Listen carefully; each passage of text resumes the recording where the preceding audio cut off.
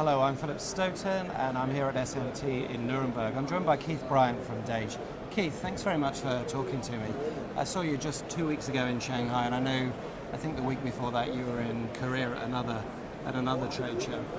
Tell me what's happening with DAGE in Asia and how are those markets doing for you? Markets are doing pretty well for us.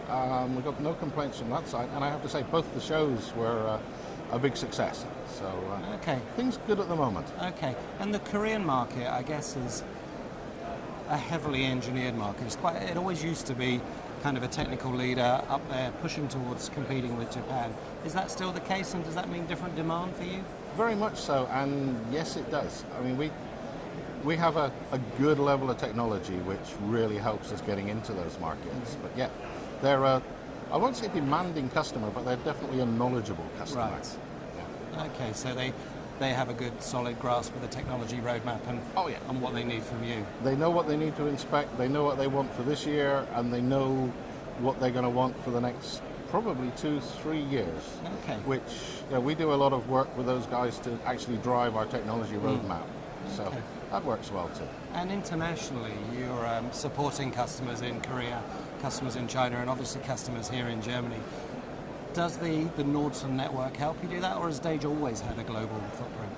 DAGE has had a global footprint for about 12 years.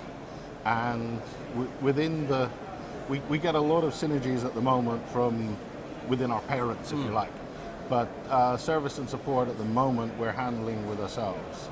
Okay. But logic would dictate that, especially with the S-Tech being a similar kind of product going into similar companies, then there's a lot of chance to improve things. Yeah, and to leverage that size, of course. Okay, coming here to the German market, what are you bringing here in terms of products, and what are the German EMS and OEM companies expecting from you?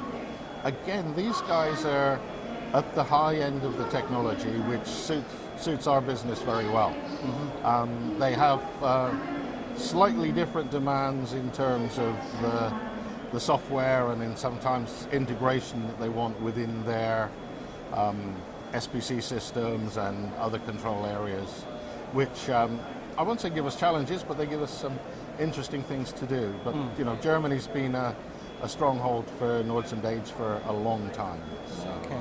So we're happy. We've got an office here. We've got 2 or 3 guys actually based here as well. So, and some good technology partners that we work with. Okay. And in terms of where you are in product cycles, what are we expecting next from DAGE in terms of new product releases? Oh, what are we expecting next from us? Well, I can only say I'd like to see, obviously, because we can't talk too much about this kind of stuff. Probably an even better tube than we have at the moment, because the semiconductor industry with through silicon vias, copper pillar, this kind of stuff, that's the application that's going to become more and more demanding. Okay. We're actually looking at features now on a regular basis that are 5-6 microns. Right. And if you want to find a fault in something that's only 5 or 6 microns to begin with, then you need a pretty good image to find it. Yeah. So we think that's going to be the drivers. In terms of PCBA, we're ahead of the technology still.